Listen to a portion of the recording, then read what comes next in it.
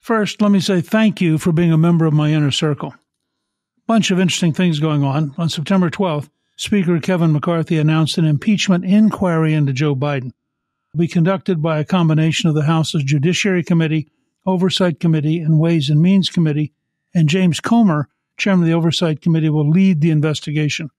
I would say that this was the right thing to do. I am glad to see that McCarthy is being calm and measured, not rushing ahead, but not backing off.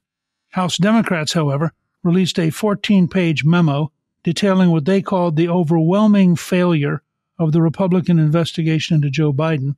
The memo alleges that Comer received more than 12,000 pages of subpoenaed bank records and reviewed more than 2,000 pages of suspicious activity reports, but none of the records show any payment to President Biden.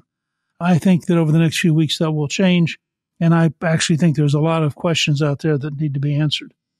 In an example that this administration is not only radically left, but really stupid, the Energy Secretary, Jennifer Granholm, who frankly has always been a little bit dense, set out on an electric vehicle road trip in the Southeast between Charlotte and Memphis to draw attention to the billions of dollars the White House is pouring into green energy and clean cars.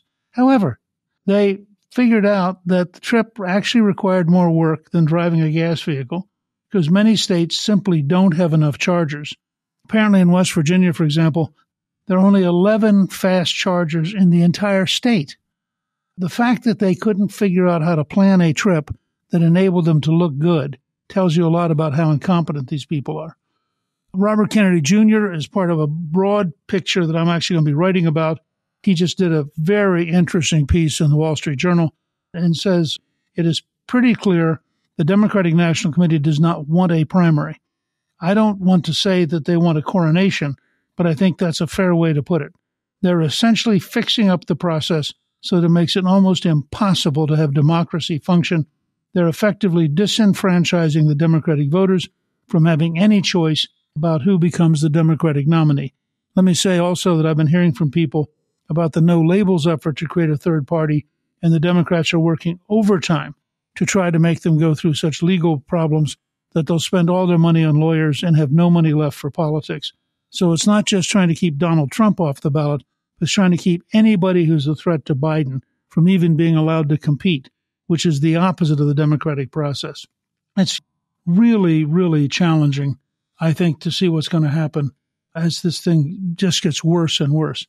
Vice President Kamala Harris on Face the Nation refused to say that there were any restrictions on abortion that she would endorse.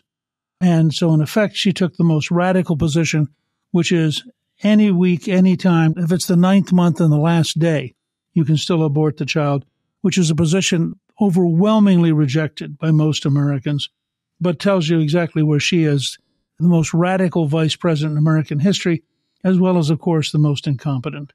Representative Andy Biggs, by the way, has shown real leadership, very solid leader of the Freedom Caucus.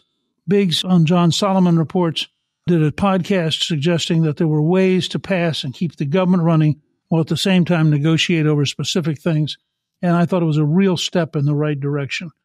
Lastly, and I don't get this at all, after the 60th anniversary of John F. Kennedy's assassination in Dallas, Secret Service agent Paul Landis says he found a bullet on the limousine seat where Kennedy was sitting, and because he was afraid it might get lost, he put it on Kennedy's stretcher at the hospital.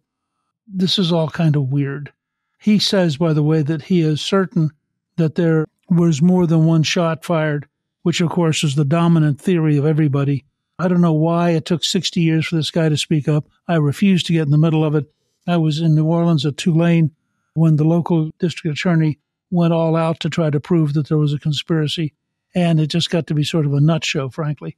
However, life goes on, all sorts of things happening. We'll keep reporting to you on the Inner Circle, and if you have some friends who you think would find this interesting, please let them know that they can go to Gingrich 360 and join the Inner Circle, and we'd love to have them do so.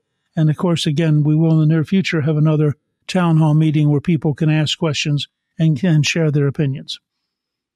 My new book, March to the Majority, is now a bestseller and is available at Amazon and Barnes & Noble and retailers everywhere. Get it today by clicking on the link in the description below.